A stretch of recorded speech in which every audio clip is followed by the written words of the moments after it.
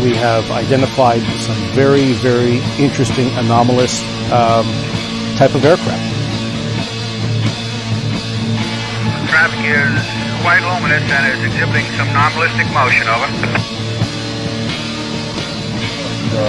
Move very rapidly at any speed or whether any direction it wanted to go. Fly could change and go to the right or the left or go crossways without hesitating a bit. What do you think it was? Well, if they call it a flying saucer, that's what it is.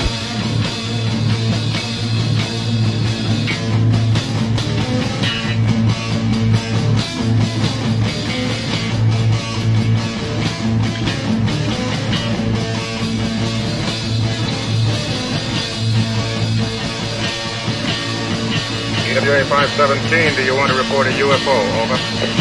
Negative. We don't want to report.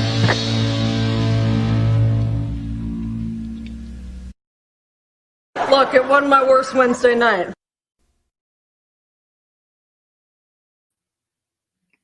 Good evening, everybody. This is Smiles Lewis with another live edition of Anomaly-NOW. Live from Austin, Texas. This is the weekly news roundup show for the nonprofit 501c3 Scientific Anomaly Institute, aka Anomaly Archives. Thank you for joining us. You can find out more about our organization at anomalyarchives.org. That's ANOMALY archives.org. Plenty of people misspell that, so don't feel too bad if you do. All right, so this is going to be a little bit of a promo show, as we have been doing the past few weeks for each Saturday's new emergency fundraiser Streamathon series that we have launched back on November 21st, and we're holding them every Saturday until the end of the year. The original goal was to raise $20,000, our annual budget for 3/4 of which was our rent, as well as the rest of that being just general expenses, because, you know, you got expenses when you're running an organization. And we were trying to stay at our current location. The bad news is that we just found out last week that our landlord is not going to be able to renew our lease. They are themselves suffering from the same kinds of problems that we are here in Austin, Texas, with the pandemic. So many organizations and individuals and so many people in general are suffering. And I know it's a hard time for everybody, but we are asking that if you can support us, to please do so. The really big good news is that we reached our first milestone. We got our pledge graphic ready, I think, for to show folks that is that going to work? Let's see. I guess I have to add that. There we go. So little Patty Bigfoot, she has been levitating up towards the saucer, the goal of $20,000 being the tip of the saucer. And we have reached our $5,000 mark, but we had a very generous $5,000 challenge matching grant from actually one of the presenters, but they want to remain anonymous. And we hit that 5,000 today, and we have finally made it to our halfway point. So we are halfway there, folks. This is a tremendous thing for us. We are now looking for a new location. So if you know anything about Austin and know of any good, inexpensive places that are friendly to nonprofits, please send an email to contact@anomalyarchives.org, or go to the website and you can find the email link there, or the phone number, and you can leave a voicemail with all the details. We could use your help in this hunt to find a new location for the Anomaly Archives. All right. Well, hey, joining us again. It's been a couple of weeks. Hey, Mark, how are you doing? Hey, I'm doing well, Miles. Thank you very much. I'm excited to be back on the show, and I know the fundraiser is going so very well, and you guys are doing a great job. So much content. Frankly, I'm having a hard time keeping up. Me too. We're halfway through the event series, so it's 5 weeks, 6 Saturdays, and we just finished our third one. Folks can go to the website. They can go to our YouTube channel if you're already there, probably, unless you're watching this on Facebook. But on the YouTube channel are all the archives, the full length archives. Those will only be there for a little while. So if you want to see and experience the whole raw 7+ hour version, those are there for a little while. But they've also already been broken up into the separate lectures, so that if there's a specific lecture you want to go to, you can just click on that and listen to that. And we've got them into separate playlists for each of the previous days. So there's Streamathon week 1, week 2, week 3. And so we are getting ready for week 4. And so at least one of our guests for speakers for this weekend is here with us now. And that is Aaron Gulyas. Aaron, let's see if we can get you on here. Welcome, Aaron. And there we go. Hi. All right. Hi. Well, let's do that. How's it going, Aaron? Good, pretty good. How are you guys doing? Good, thank you. Doing well, thank you. Aaron is one of the presenters. I've known of Aaron's work for quite some time. I'm not really sure where I first learned about you and your efforts and your interest in these subjects. You're a professor, you teach, and you've been published in both, I guess, more popular literature publications. Actually, I think Paul Kimball may be who I first heard of you through, and he helped publish at least one of your works. But you've actually had some very pricey, I might add, academic texts. I didn't set the prices. That one, the Paranormal and the Paranoid, the conspiratorial TV book was I probably the most fun writing that, because I got to write a whole lot of DVDs off on my taxes. But they published it at it was a Roman and Littlefield, who are an academic press, and it was like $80 or something like that. And shockingly, the only people who bought it were libraries. So, which is, hey, that's great. But I think you probably first heard me through Kimball, or I was on Radio Mysterioso way back. So it might have been there. Too. So so I talk about flying saucers and history and flying saucer history, and on my podcast, The Saucer Life, on Wednesdays. Yep. And full disclosure, this is not a paid promotion, but my hobby web radio station, Anomaly-Radio.com, that I've been doing since last century, that added Aaron's exceptional podcast. It is one of my favorite podcasts. A very digestible length. So mostly I would say short form, but you have gotten longer and longer with some of the episodes, and they always just tickle my funny bone and hit all the points that I'm interested in as a Fortean who has an appreciation for UFO culture, both the like what is the nature of the phenomena, but actually, even more so like examining the culture surrounding it in terms of the researchers and the experiencers. Yeah, that's what we try to do. Looking at, I think we might be the only UFO podcast out there that devotes whole episodes just to looking at magazines, because magazines are awesome. So stuff like that. It's not current events. Current events are great, but you can't really get much perspective on them. So try to wait 70 years before we talk about them.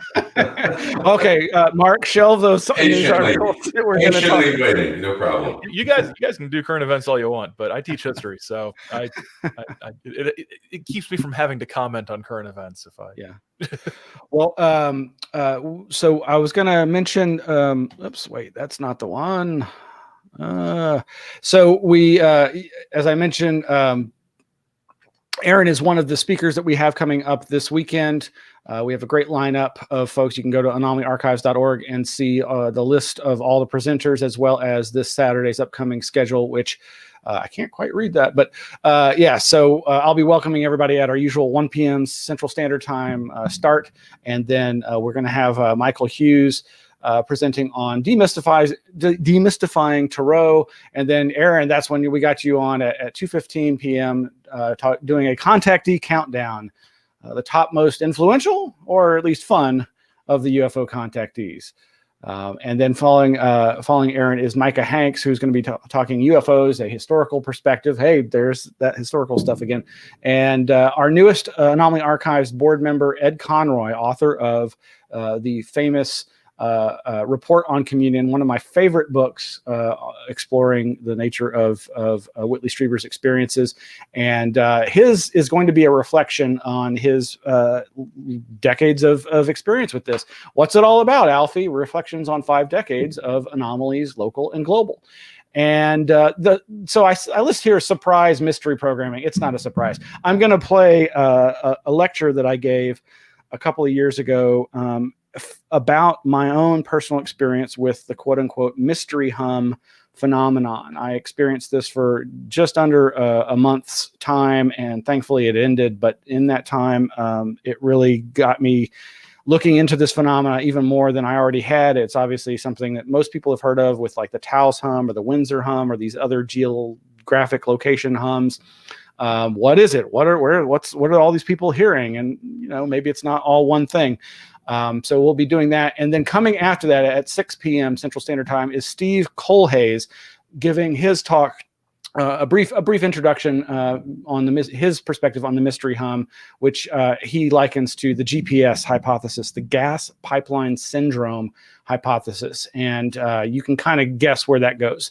But then that's going to lead into a viewing, a screening for our virtual drive-in portion of the evening with Doom Vibrations, a documentary by director Garret Harkawik, who I believe is going to be joining us. I'm really looking forward to meeting him and talking to him and Steve. I really, I don't necessarily subscribe to Steve's perspective, but I think it's one of many very interesting hypotheses that perhaps can explain that phenomena. But that's the lineup for this coming weekend. I think it's going to be great, and I'm really excited about all this wonderful these wonderful presentations. I think folks who haven't ever heard Aaron are going to be have a great time. Aaron, what can you tell us a little bit more about your talk? Yeah, it's going to be a contactee countdown of the most influential or fun contactees. And that's about as far as I've gotten. No, I'm still sort of winnowing down the contactee list. You start off with like, oh, I got all these great names, and then you realize that they're going to get about 45 seconds a piece. If I don't, cut it down a little bit. So it's hopefully going to be a mix of the solidly influential guys like Adamski and Van Tassel, with some of the more, I don't know if whimsical is the right word, but whimsical. I think Truman Bethram, is on the whimsical side. Yes. The guy whose name Reinhold Schmidt. I might talk about Reinhold Schmidt just because of the all the fraud. They actually made it to court, not just the flying saucer fraud, but the actual crooked land deal fraud type of stuff that he related to his contact experiences. Just a clue. If somebody tries to sell you mineral rights based on what they learned from the Space Brothers, it's probably not on the up and up. The Space Brothers don't really go in for that sort of thing. And then there's going to be some contactees probably that aren't really people that you would put in the column of contactees. I'm thinking of some names, but they're contactees, but they're usually put in another ufological category. But I'm going to talk about why they're really contactees. No, it's not Whitley Strieber. Don't worry. I'm not going. Although I could. Hey, why not? It's he's really more of an archetypal contactee in a lot of ways than just an abductee.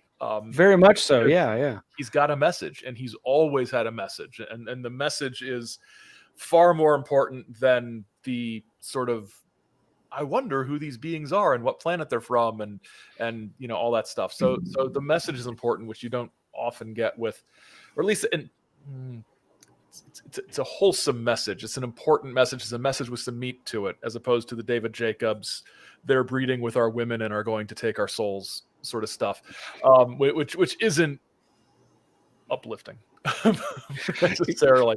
But yeah, a bunch of contactees, and absolutely no judgment for me about the degree to which they were lying.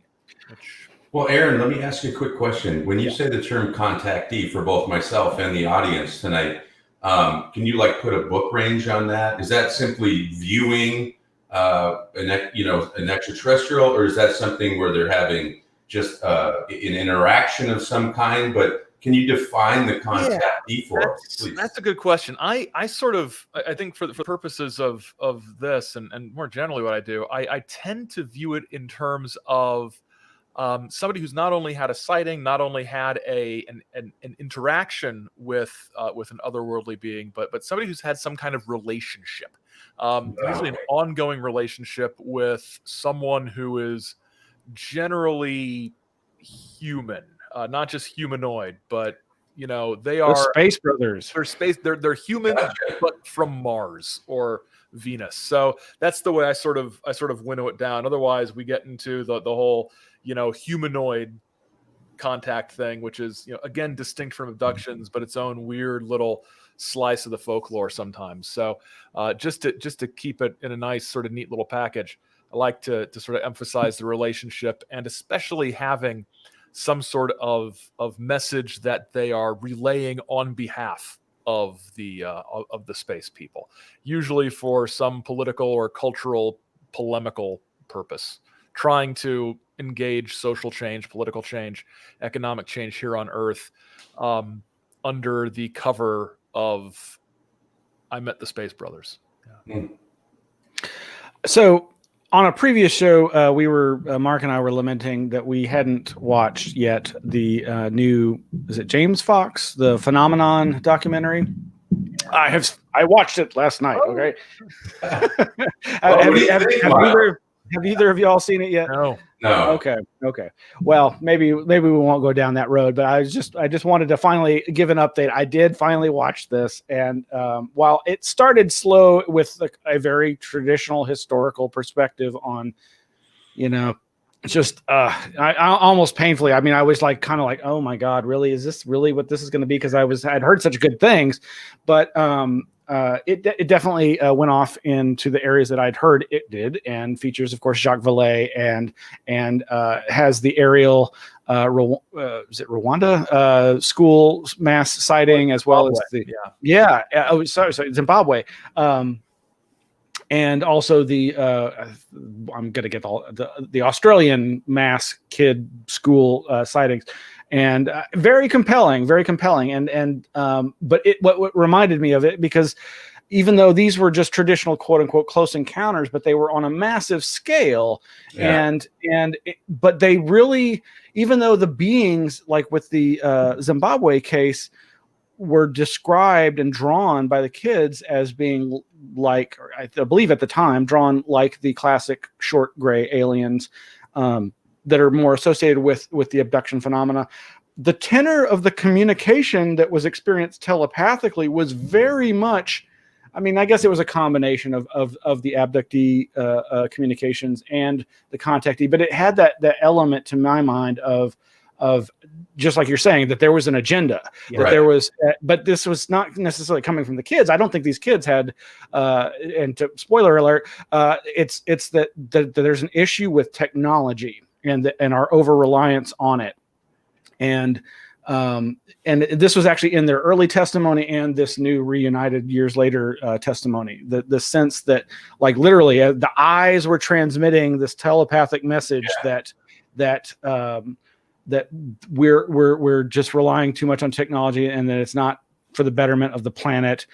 But and that's something that's with both. I mean, Aaron, I'd be curious to know, what your sense is of the real difference between the message of the aliens, the Space Brother aliens of Contactee phenomena, versus those of the classic abduction phenomena. Yeah, it's tough, because you kind of wonder if we take what experiencers say at face value, that's one thing, and I think that's something we should it's the only safe way to do it, if we're sort of examining these stories and trying to get some sort of meaning out of the stories they tell, to instantly sort of say, well, you're lying, how do I know you're not, how do I know you're telling the truth? So if we take as read that the people relaying their experiences are doing so in good faith and honestly, that still, for me, there's still the question out there of were they lied to? Were the beings they had to encounter with, were they upfront? Were they honest? Is there an agenda beyond what they're saying? Is this sweetness and light and space brothers, or is this we are going to breed with your women and take over your souls sort of stuff? Those two sort of bad grays, good space brothers things. What if, sort of classic Star Trek style plot twist, the ugly, evil seeming creatures are the good ones, and the nice blonde jumpsuited people, they're the bad guys, who are trying to subvert us. So I don't think there's necessarily, we're relying on testimony of what beings that are from somewhere, somewhen, someplace else are saying. And so it's hard to determine what they really mean. We know what they say, but do they mean what they say? And is the difference between what they mean and what they say intentional? Or is it just a function of how language does not necessarily work between them and us? There's these layers of interpretation and meaning and signs and symbols and sort of the semiotics of what we associate things with. Like the medical stuff, we just, in the Western world, we see this medical stuff and we think experimentation, because we see it as what we would do.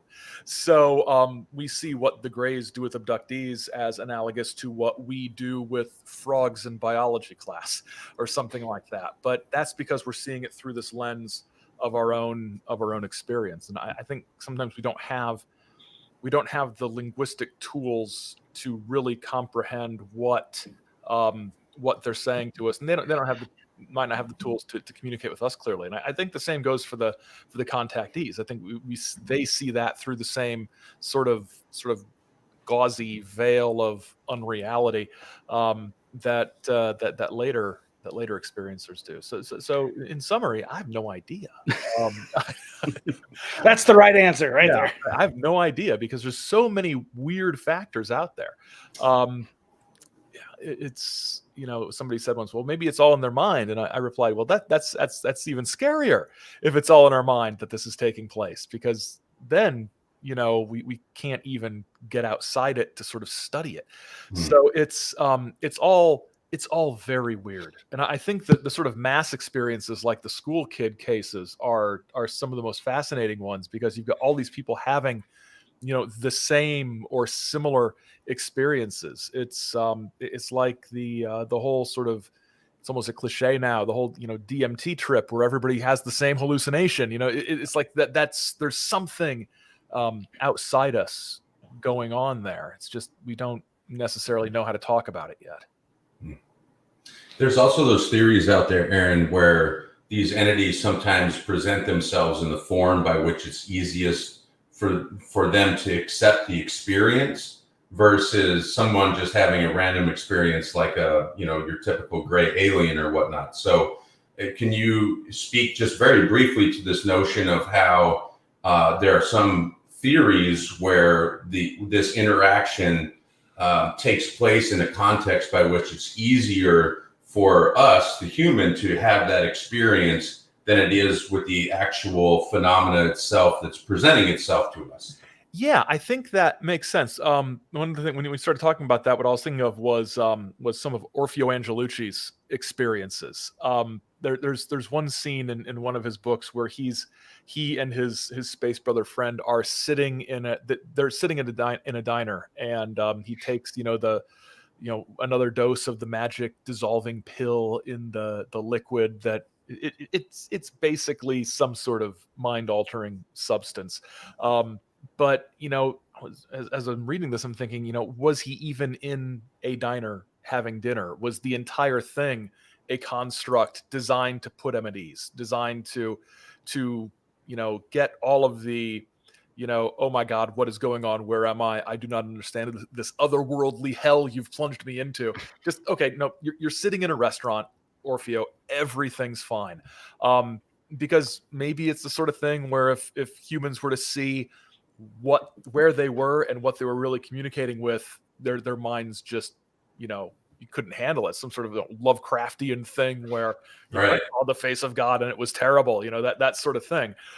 If you're going to have a conversation with a human, you've got to sort of like you said, sort of calm the human down and get them to a place where they their guard is down and they're not, their brain isn't melting out their ears in horror, right? Because we're not used to these sorts of things.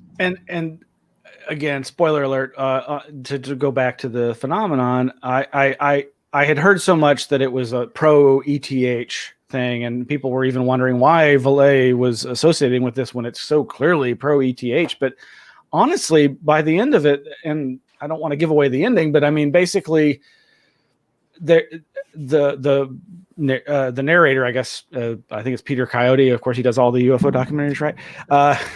I actually thought it was James Fox, but I'm anyway. It puts forth this whole thing of we are interacting with some alien other that's here with us, has been, and we just, all we can do is engage with it through the lenses of our enculturation. And thus, of course, we're going to see it in these contexts. And just as in movies like Contact with Jodie Foster and so many others, where the aliens or whatever, these others have to somehow calm down your senses. And this is actually very much like what Mark mentioned with the DMT thing. It's like what they told Terrence McKenna, allegedly, that, calm down, look at what we're doing. Don't worry about like what we look like or whatever. Just, and I think that there's so much obsession over the theatrics and the trappings, and not more the symbolic potential interpreted meanings of some of this stuff. Well, Miles, I think the point that you made about this notion that they've been here the whole time and that we just simply coexist with these entities, that reminds me of the story a number of weeks ago that you and I had talked about, where there's this notion from the CIA where some entities can be just outside of the spectral range by which humans can perceive their environment. And if there's, if we just lack a certain range, again, of the spectral range, we wouldn't be able to perceive them unless under special circumstances, or a circumstance by which maybe, say, a technology then brings said entities within the range by which we can perceive them. I definitely think that there are lenses. There are, they live glasses that people can put on, paradigm style, to invoke Robert Anton Wilson, that can help them gain a new perspective on these things. So, hey, when it comes to contactees, Aaron, does Valiant Thor make your list? Oh, he's got to be the most famous contactee ever, right? He shows up everywhere. He shows up everywhere now because somebody's been republishing old stuff and putting Valiant Thor Presents on the cover, even though it had nothing to do with Valiant Thor at all. I won't mention anything about that, but beyond the fact that that's a thing that a person is doing. But Valiant Thor, he shows up with Frank Strange as one of the funniest and shadiest characters in all of ufology, and it was Howard Menger. He and his crewmates show up at one of Howard Menger's outdoor lectures. That's where the famous photo of Val Thor, that's from one of Howard Menger's get-togethers. Somebody, I can't remember where I read this, but somebody said basically Gray Barker hired somebody to drive up there and take some pictures and pretend to be Val. That Gray Barker was really behind a lot of this, but that's it's almost a cop out at this point to say, well, that was Gray Barker having fun. It's like, well, he can't have been everything. All right. Everything weird that went on. But yeah, Valiant Thor is probably gonna make the list just because he's got just the most outlandish story. I think it's way more likely that George Adamski went to a flying saucer and rode around, then Val Thor sort of hung out in the Pentagon talking to Eisenhower and Nixon, Right. for a few years, and now we know about this. By the way, I love your pronunciation of Adamski. Every time I hear you do it on the show, your podcast, I'm like, I need to work that into my repertoire. I like it. It's nice. Is it correct? I don't know. Is Frank Strange's, was he in the classic science fiction Invaders from Mars? Is he in that? I know there's a whole, like, there's a special section that's like, I think, excised from like one distributed version of it that's like an astronomer talking about UFOs. It's like this weird digression or something. That sounds really familiar. But I think I may be thinking of a different movie, but there's so many flying saucer movies from that era, it can be hard to. I swear he shows up somewhere, though. Yeah. Well, we are at the 7:30 mark, but I had said to Mark, I'd said that we haven't had the chance to do any news roundup, and there's at least a couple of news stories that definitely seem connected and very interesting to my mind. And you're welcome to stick around, Aaron. But I understand I have if you to take off. But okay. But thanks for having me on, and I can't wait till Saturday. I think it's going to be a lot of fun. Looks like a great lineup on Saturday, so it's going to be great. Hope everybody shows up. All right. Well, thank you, Aaron. Thank you. Thank you. Thanks Talk a lot. to you guys later. All right. All right. That's Aaron Gulyas. You can go to Saucer. Now, see, I always forget if there's a "the" in the. No, it's just saucerlife.com. Saucerlife.com is where you can find Aaron's podcast. Love it. I really enjoy it. I was going to tell him, he's one of his taglines is, no snark. There's a little snark. Yeah. And I like that. But anyway. Well, people too that keep an open mind, snark is another way of saying keep an open mind with all this, let the creative aspects come out. So it's funny, people send me news links to post to our Flipboard, and you and one of our other volunteers, Victor Criterion, I'm looking at you, had sent me links to a number of the same articles, and of course they all end up on the Flipboard, which I'm going to go to now if I can figure that out here. And yeah. So tons of great stuff over at our Anomaly Archives Flipboard. Of course, the link is over on anomalyarchives.org. Last week, we talked about this monolith mania. It's crazy. Like, okay, something is placed in the desert in 2014, 2015, discovered 5 years later, and everybody's going ape crap crazy. And artists are reproducing it everywhere. And the original one is taken down, not disappears, it's taken down. And I thought this was interesting, just briefly, that when we talked last week about the Utah one being taken down, we talked about the fact that there was some footage of somebody saw the people taking it down, but they weren't the ones who put it up. In fact, they are just some extreme sports people, like, I forget when by that, what I mean, like dirt bike riders and others, but who are advocating for, environmental reasons for why they took it down. They're saying that they took it down because it was causing this mass pilgrimages of people to the site in Utah, and there was no infrastructure to support that level of tourism, and that their crap and trash was littering the ground. And so I thought that was a very interesting reason for them taking it down. But then, of course, they're sprouting up everywhere. And this obviously has real symbolic value and power in the sense of people associating it with the movie 2001, which obviously has to do with alien contact.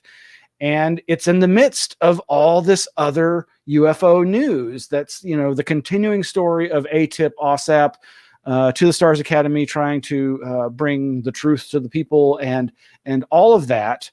And our good friends Micah and others launching this new debrief website that's focusing on the UFO UAP phenomena from a perspective that really fits hand in glove. Like, I got to say, it's like, well, they saw a good marketing opportunity there. Let's launch a new website that's all about aviation threat technology and UAPs and UFOs. So, and then all these other news articles. So I don't know what you think, Mark, of all the monolith mania, but. Well, the monolith thing here is so many people and researchers, Pazolski, et cetera, spent so much time in her book talking about Pasulka. I'm sorry, you guys, Pasulka. But they spent so much time talking about the money, effort, interest, and infrastructure set up by the government to retrieve tiny little particles of potential metals in the desert that represent crashed craft or some sort of off-world technology. I find it hard to believe that the government didn't have a mechanism and infrastructure in place to go grab this thing the second they heard about it, and it was a bunch of rock climbers and dirt bike riders that were the ones that end up taking it down. So for me, that's where a little bit of a discrepancy lies, because if there was a real mystery or something that was vetted, where this wasn't just an artist doing something beautiful in the desert with the contrast between the metals and then the sandstones behind it, you'd sure think that there would have been some black helicopters flying in there and taking this thing down before a bunch of dirt bike riders would. Well, it's interesting too, because when I saw it, the first one, it really reminded me of something, and I couldn't. It was just gnawing at me, and I don't have this ready to show, but back in the 1990s, when I was publishing my briefly print zine, but then it became a web zine, ELF, Elf Infested Spaces, Journal of Possible Paradigms. I was working at the public library here in Austin, Texas, and processing all the periodicals, and I saw this amazing issue of Art in America, this big glossy coffee table magazine that was from the art industry community, whatever, and it had a cover article about an artist whose last name is McCracken, and they were these shiny, reflective, monolith-like objects, more, not just like rectangular, but sometimes triangular as well. And I finally, when I clicked on that, I went back and I found the archive. It's on archive.org. I think it's not on my website anymore, but I was looking at that and I was like, well, I wonder, I wasn't even sure what he was doing anymore.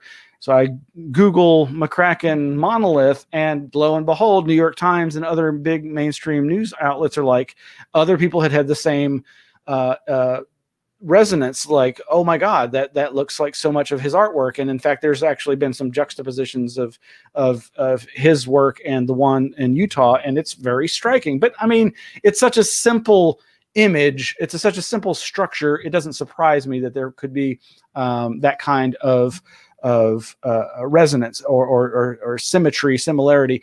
But sure enough, I wasn't alone. We are not alone.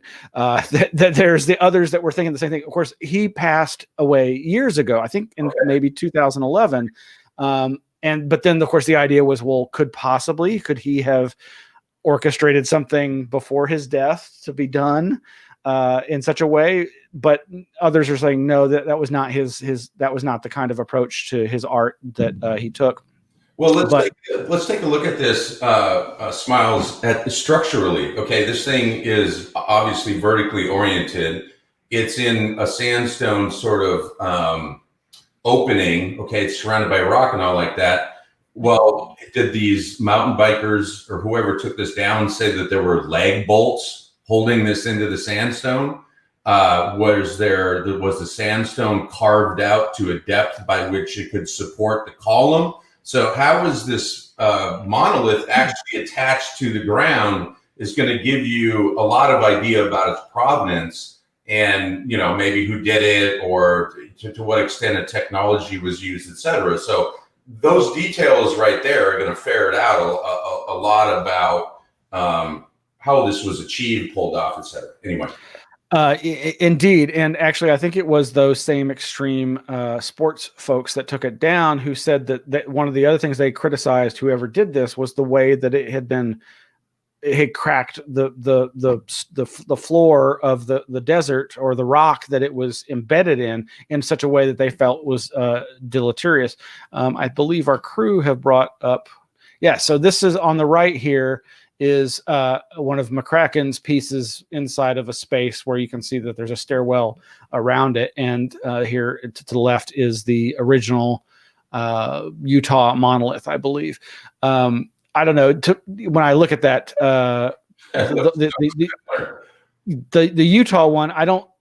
To me, it just looks like it's embedded in dirt. So I don't know about it being like in a rock that was damaged or defaced.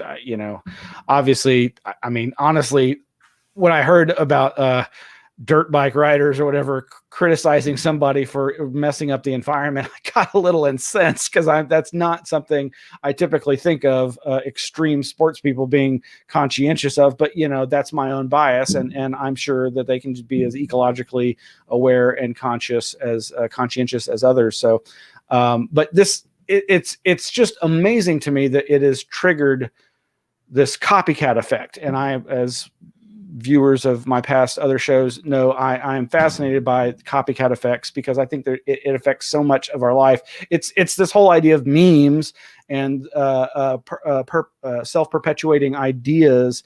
And this is certainly one of them. And it obviously is a symbol that's had massive resonance in the collective psyche of humanity. And who knows where it's going to go. I think now it's taken on, thankfully, a tenor of just creativity, and it's an opportunity for people to inject a little whimsy, perhaps, into people's everyday life by going, what's that about? That's kind of weird, and it is such a stark image. Anyway, enough of that. Unless you beautiful though. At the same time, it's absolutely beautiful. Regardless of the environmental impacts, whatever the vision was by the artist or whatnot. Like you said, the contrast is absolutely beautiful. What a beautiful image. Yeah. So speaking of beautiful images, you and others have sent me these links to this Amazon rainforest art that's allegedly 8 miles long. This is some massive canvas wall of art by these ancient peoples. And this says rock art found in the Amazon rainforest carries images of the area's earliest inhabitants living alongside giant ice age creatures. Researchers say that they are estimated to have been made between 11,800 and 12,600 years ago, towards the end of the last ice age. This is just amazing. Oh, it didn't. I clicked and it didn't. Hold on. Let me see. I was trying to share that. Where is it? There we go. So folks can see a little bit more of that. That's just one of the sections there. We've got links in the Flipboard to a video that I think actually pans across multiple parts of it. This is just phenomenal. But you were bringing up some points about this and how it connects to other articles on our Flipboard.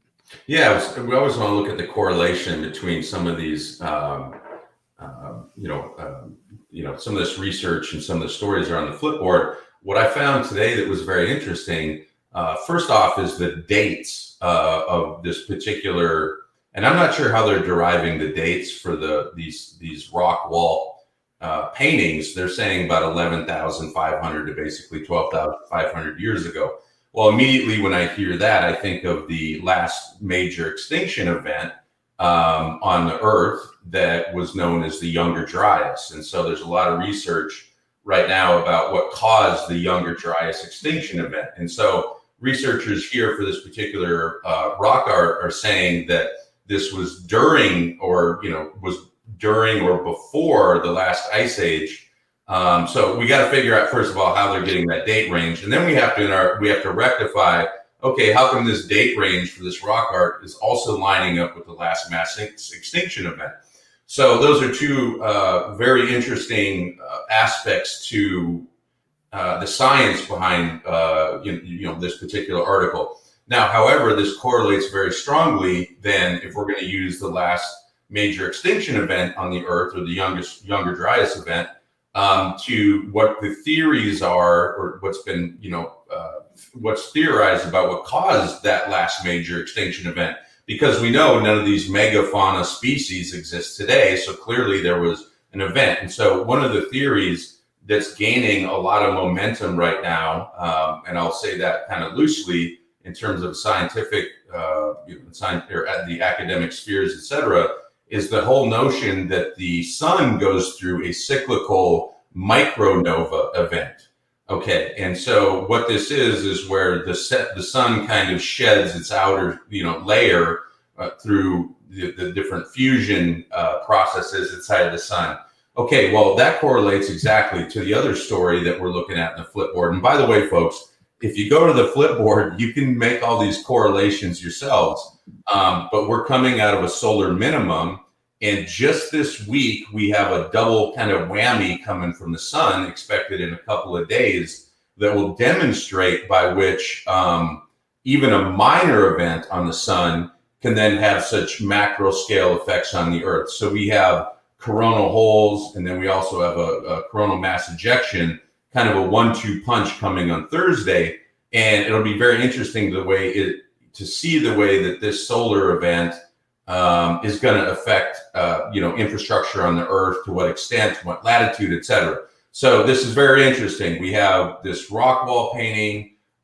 We have the dates correlating to the last mass extinction event. And then we also have in demonstrating literally this week that will back up a positive mechanism by what, ended the last ice age. Some folks think that, for example, there was a comet or an asteroid that hit one of the greater ice sheets that caused a mass melting, and that's what actually ended the last ice age. But, again, very, very interesting, the dates, and then very, very interesting that we actually have an analog for one of the theories this week, literally happening this week. So anyway, great stuff on the Flipboard as usual, Miles. And there's so much more. The whole Jacques Vallée was just here in Austin being interviewed by Joe Rogan with James Fox about the Phenomenon documentary. There's these new talk about these new UFOs photos taken by fighter jet pilots with their cell phone cameras, I believe, from inside their jet fighters of some fairly recent alleged encounters, and then. And of course, then there's an image that's circulating that's clearly not what's being described, but people are like, that looks clearly like a mylar balloon. So that's almost throwing doubt on the original story, but the original story clearly isn't describing a mylar balloon. So, or is it? That's interesting though, Miles, because even the Fravor interviews during the original Tic Tac video, that was taken, Fravor continually references this idea that, or other pilots that witnessed this sphere inside of a cube. Okay, he keeps saying that. So he'll say, well, what I saw is very strange. And then, these other pilots I talked to, there's this cube with a sphere inside of it just hovering in midair. And how do you explain that? Well, I actually looked into that, and it turns out that's an Israeli, what they call a CubeSat, basically a piece of technology that is a kind of balloon that's a relay system. And in fact, on my Twitter account, I actually showed a photo of that, I think over a year ago now. So unfortunately, we have very credible witnesses like Fravor, who actually witnessed the Tic Tac, referencing what is very debunked as just kind of an experimental piece of technology that's been deployed in this sort of daisy chain communication systems that they're trying to build out over the ocean and whatnot. And that has its own very long history. So it's convoluted. We have these great witnesses referencing really debunked technologies. And that's exactly what we're seeing in these latest photographs again, just you can go online in 20 minutes. You're going to find solid images of these things, and it turns out that they're just relay telecommunication technology devices. So anyway. Yep, and like I say, there's so much more there. There's all kinds of news about rare wildlife sightings and encounters in Texas, and so much more. And this you mentioned the Israeli technology. This Israeli defense guy talking about joint alien human bases underground on Mars. So very interesting stuff, whatever one makes of it. So, hey, one thing I want to add before we get off the rock art, I'm personally am trying to get the imagery compiled for the entire 8 miles, because I think you're right. It was supposedly 8 miles worth of imagery. But guess what I'm looking for in that imagery? You got to know this. Gigantopithecus. Oh. Is there any reference to all this megafauna to Sasquatch or any sort of cryptozoological imagery that might exist in there? Because we're only getting snapshots of some of these more well-known figures, but I'm wondering, and I will get to the bottom of this maybe by next week, if I can view the imagery across the entire 8 miles worth of paintings, if there's anything that does look similar to or could be viewed as an analog to some of our favorite cryptozoological, creatures that have supposedly been with us this entire time. That's a great angle on that. I hadn't even thought of that. Very cool. Very cool. Yeah, well, we could keep going on and on, but I got to sleep sometime. Yeah. Super fun tonight. Aaron was excellent. I'm looking forward to this weekend's content. Just again, Miles, what a great job pulling that off. Congratulations, meeting that first milestone. Everybody, very interesting.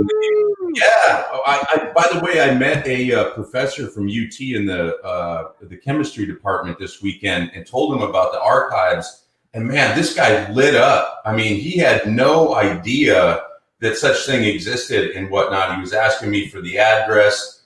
I gave it to him.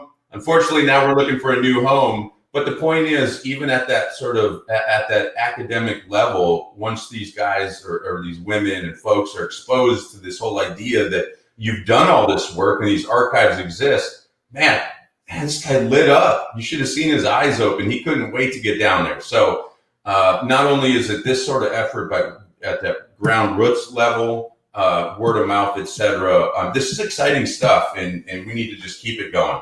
Absolutely, and thank you for that, and thank you for spreading the word. That's what we need. If folks, if you can donate, that's great. If you've already donated, that's great. If you can't donate, just please help us spread the word. That's the main thing we need right now. Is we just need more people who have never heard about it and who will like what we're doing and be interested in supporting us. So, I just want to thank everybody for everything that they've done, and thank you, Mark, for joining us. It's great to have you back, and we'll do it again soon. So have a great night. Have a great night, everybody. Thank you.